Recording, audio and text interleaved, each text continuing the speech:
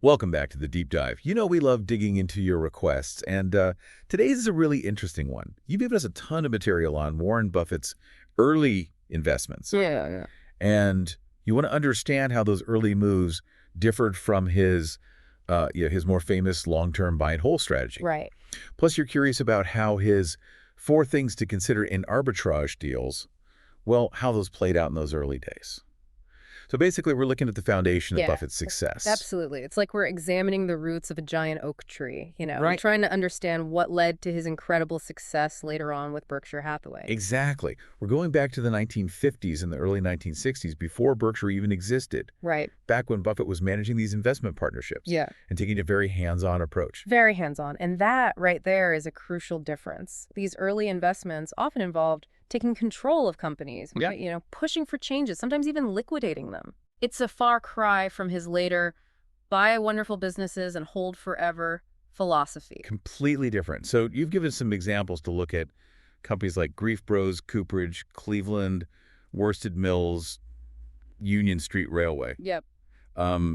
I got to say, even I'm not familiar with all of these. And that's the point. These weren't the blue chip giants that he's known for today. Right. These were often what Buffett himself called cigar butt investments. Cigar butt investments. Yeah, think of a discarded cigar with one last puck left in it. Yeah. These were companies in declining industries, often with some hidden assets or undervalued cash flows that maybe the market wasn't fully appreciating. So it's more about squeezing out that last bit of value rather than betting on long-term growth. You got to take Grease Bros, for example. They were a barrel-making business in a world that was rapidly moving on to other types of containers. Makes sense. Buffett saw an opportunity to buy the company for less than its liquidation value. He knew there was still some cash flow to be extracted, even if the long-term prospects were, pretty dim. So even with these cigar butts, he wasn't just like flipping them for a quick profit, right? No, not really. Even then, he was looking for that margin of safety that he's so famous for. Buying companies trading well below their intrinsic value. The difference was in how he unlocked that value. Instead of patiently waiting for the market to recognize it, he often took a more activist approach, pushing for changes to realize those hidden assets or even force a sale. So he was more of a catalyst for change, almost like an activist investor today, but with a focus on unlocking that immediate value. Yeah, that's a very astute observation. It was a different investing landscape back then. Companies were often less transparent, the market was less efficient, and Buffett saw an opportunity to exploit those inefficiencies and use his influence to force those values to be realized. Fascinating. So we see the C's of his value-oriented approach, but applied in a much more hands-on, even aggressive manner. Definitely. Now let's shift gears to those 4 things to consider in arbitrage deals. You specifically mentioned British Columbia Power and the American Express salad oil scandal as examples. Oh, excellent choices. Those deals really showcase how Buffett applied his principles to situations with a high degree of uncertainty. They weren't about finding great businesses, but about exploiting these temporary price discrepancies. Gotcha. Okay, let's start with British Columbia Power. The sources mentioned a government dispute, not your average investment scenario. Right. The Canadian government was in the process of expropriating BC Power's main asset, which was a utility company. This created a lot of uncertainty naturally and pushed the stock price down. Buffett saw an arbitrage opportunity, a gap between the current price and the likely payout from the government. I see. So how did his 4 things come into play here? Well, the first thing is be sure the deal will happen. While the final price was uncertain, Buffett and his partner Charlie Munger, they were confident that the government takeover was practically guaranteed. Okay. They saw a very high probability of a payout, even if the timing and amount were still in question. So deal certainty check. What about the second thing? That's ensure a quick resolution. Buffett and Munger were looking for a timely resolution. Legal battles can drag on for years, and they wanted to minimize the time their capital was tied up. Makes sense. They weren't interested in a long, drawn-out process. Yeah. Now, how did they mitigate the risk? I mean, that's a lot of uncertainty for even the savviest investor. That's where the third thing comes in. Have a floor on the stock price. Other arbitrageurs were involved in this deal as well, which provided a safety net. Okay. If the price dipped too low, these other investors would likely buy in creating a natural support level. So they had a built-in cushion against major losses, even if things didn't go exactly as planned. But what about unforeseen events? That's the fourth and trickiest thing to control. And the BC Power deal definitely had its share of twists and turns. Okay, let's hear them. What kind of unexpected events did they have to navigate? Well, for starters, there were legal challenges to the expropriation, Right. which added uncertainty to the timeline. And then there was the political maneuvering as the government tried to, solidify their position. Right, right. But the most unexpected event, the head of BC Power actually passed away right in the middle of the negotiations. Wow, talk about bad timing. So despite all this chaos, they still came out on top. They did, and it speaks to their discipline, I think. They stuck to their framework, Right. They believed in the deal's certainty. They felt comfortable with the potential timeline. And that floor on the stock price that we talked about, the one provided by those other arbitrageurs, Yeah. that also gave them confidence. Most importantly, they adapted to each challenge. They remained calm and collected throughout the whole process. So it wasn't just about picking the right deal. It was about navigating the inevitable complexities that crop up, in any investment. Exactly. That makes sense. Okay, now let's dive into the American Express salad oils scandal. That one sounds like a real roller coaster. It was. And it shows how Buffett applied the four things to a completely different type of situation. Remember, this wasn't a merger or acquisition. Wow. This was a full-blown crisis involving fraud at an American Express subsidiary. Right, a scandal that could have tanked the entire company. Yeah. So how did the four things apply in this chaotic environment? Well, first, deal certainty. Here, the deal was the resolution of the scandal itself. Buffett had to believe that American Express would not only survive this whole thing, but emerge even stronger. Wow. He was essentially betting on the enduring value of the brand and its core businesses. That takes some serious guts, especially with so much uncertainty swirling around. Yeah. But what about the timeline? Predicting the resolution of a scandal seems almost impossible. Absolutely. And that's where ensure a quick resolution gets a bit tricky.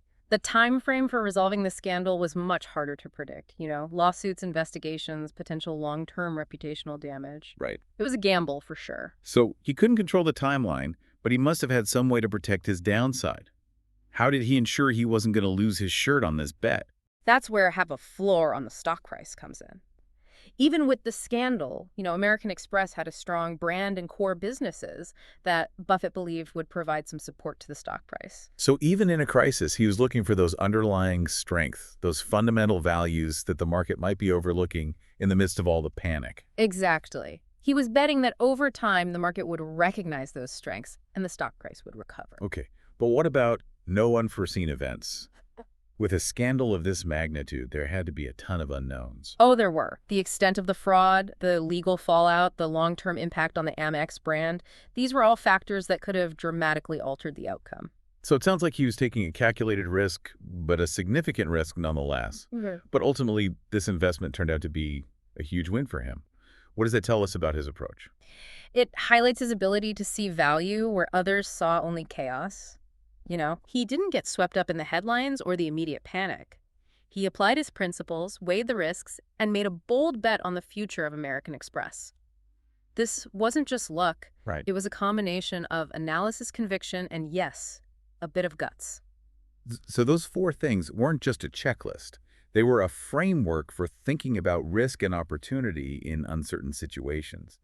It's interesting to see how he applied them to these wildly different scenarios, both involving a government entity and a scandal-ridden company. Precisely. These weren't your typical buy-and-hold investments. They required a different mindset, a willingness to dive into the complexities and make those calculated bets. Now, shifting back to those cigar butt investments, I'm curious to learn more about how they fit into the bigger picture of Buffett's journey. You mentioned Union Street Railway, a bus company that was losing money at the time. Ah, yes. Union Street Railway. That's a classic example of how he approached these situations. It was a net-net play, meaning the company was trading below the value of its net current assets. Hold on, net play? Yeah. Imagine a company selling for less than the cash it had on hand minus its liabilities. Wow. It was a pure value play straight out of Ben Graham's playbook. So he was essentially buying a dollar for 50 cents. You got it. He saw an opportunity to unlock that hidden value. In this case, it wasn't about turning around the business or waiting for long-term growth. It was about realizing the value of the assets on the balance sheet. So how did he actually make money on this deal? Well, after acquiring a significant stake, He met with the company's president, and shortly after Union Street paid out a substantial dividend, Right. Buffett understood the power of capital allocation. He influenced the company to return that cash to shareholders, himself included. It was a quick and efficient way to unlock the value he saw. Okay, so it was a combination of identifying undervalued assets and then strategically using his influence to realize that value. Now, you also mentioned Philadelphia and Reading Coal and Iron, or P&R, as a particularly important investment. What made that one stand out? P&R was fascinating because it foreshadows many elements of Buffett's later success with Berkshire Hathaway. It was an anthracite coal company facing a secular decline, or much like those cigar butt investments, but it held valuable assets that the market was overlooking. Okay, I see the similarities, but how does this connect to Berkshire Hathaway? It seems like a very different kind of business. What's interesting is that with P&R, Buffett went beyond just influencing management. He became part of management. Oh, wow. He learned how to take control, allocate capital, and make operational decisions. In a way, it was a miniature version of what he would later do with Berkshire Hathaway. It's like a dress rehearsal for his future success. Exactly. So it wasn't just about picking the right stocks. It was about learning how to manage a company, how to make those tough decisions that create long-term value. You nailed it. He was gaining valuable experience that would serve him well in the years to come. Okay, so we're seeing how these early investments, even those that seem vastly different from his later approach, were laying the foundation for his success. He was developing his skills, honing his principles, and gaining a deeper understanding of how to create value. Now, you mentioned another interesting company, Dempster Mill Manufacturing Company. What was that all about? Well, they manufactured farm equipment, and much like P&R, Buffett acquired a controlling stake and used that control to transform the company.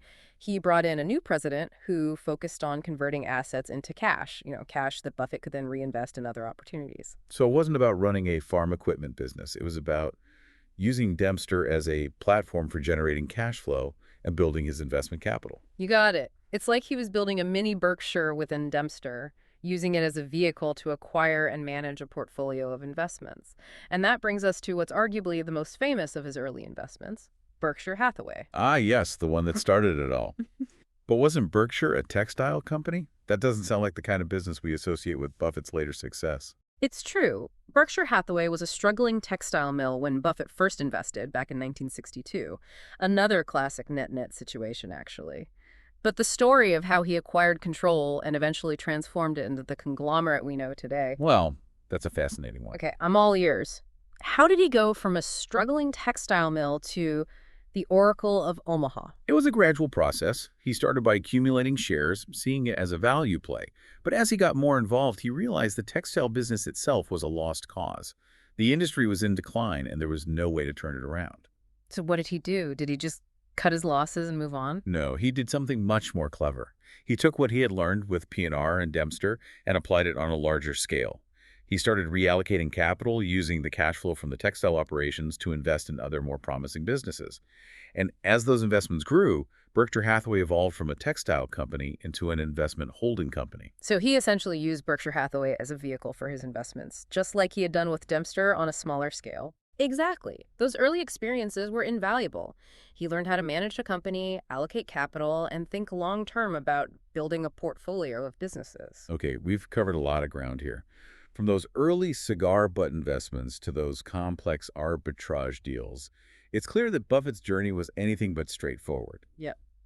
What's the key takeaway for our listener who's trying to understand this evolution? I think the most important takeaway is that Warren Buffett's early investments, while different in style from his later approach, reveal the core principles that guided his success.